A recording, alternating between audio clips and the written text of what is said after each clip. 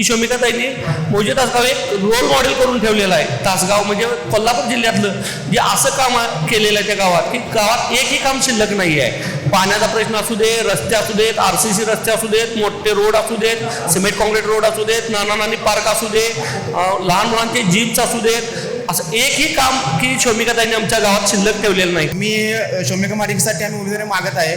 त्याचं कारण म्हणजे की केंद्रात सत्ता असल्यामुळे शोमिका माडिकांना जर उमेदवारी मिळाली तर जी आसपासच्या लोकांची आम लोकांची जी प्रॉब्लेम्स आहेत, जे कामं आहेत, राहिलेली कामं आहेत ती होऊन जातील, वरून फंड मिळेल. आमच्या सर्व कार्यकर्त्यांचं एकमत झाले की त्या ठिकाणी माजी जिल्हा परिषद अध्यक्षा शोमिका महाडिक मॅडम यांनी ती निवडणूक लढवावी आणि त्या जर त्या कुंभोज जिल्हा परिषद मतदारसंघामध्ये त्यांनी जर निवडणूक लढवली तर जिल्ह्यामध्ये उच्चांकी मताने निवडून येतील असा आमचा कार्यकर्त्यांचा ठाम विश्वास. त्या कुंभोज मतदारसंघाचा भाग घेऊ जळेल.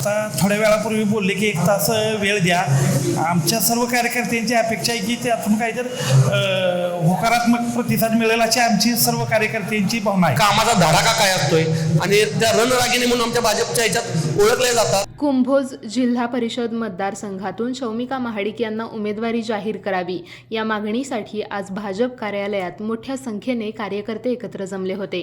कार्यकर्त्यांनी धनंजय महाडिक यांना घेराव घालत शौमिका महाडिक यांनाच उमेदवारी द्यावी अशी ठाम मागणी केली आहे. निर्णय पाहिजे नको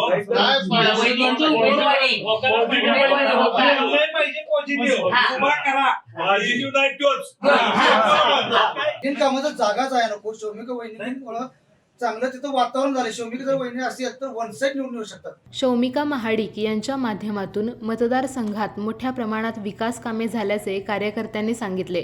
दुसरा उमेदवार दिल्यास ही विकास कामे थांबतील असा इशाराही त्यांनी दिलाय. आमची मागणी मान्य होईपर्यंत आम्ही येथून हलणार नाही असा ठाम निर्धार कार्यकर्त्यांनी व्यक्त केलाय. दरम्यान धनंजय महाडिक यांनी आमदार अमल महाडिक यांच्याशी चर्चा करून 1 तासाभरात निर्णय कळवतो.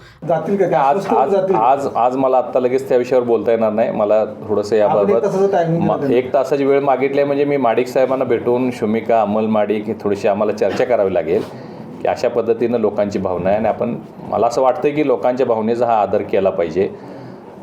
परंतु या सगळ्या चर्चा झाल्याशिवाय मला आता सांगता येणार नाही असे कार्यकर्त्यांना आश्वासन दिले. त्यामुळे अंतिम निर्णयाच्या प्रतीक्षेत कार्यकर्ते अद्याप भाजप कार्यालयातच थांबलेले असून परिसरात तणावपूर्ण पण शिस्तबद्ध वातावरण आहे.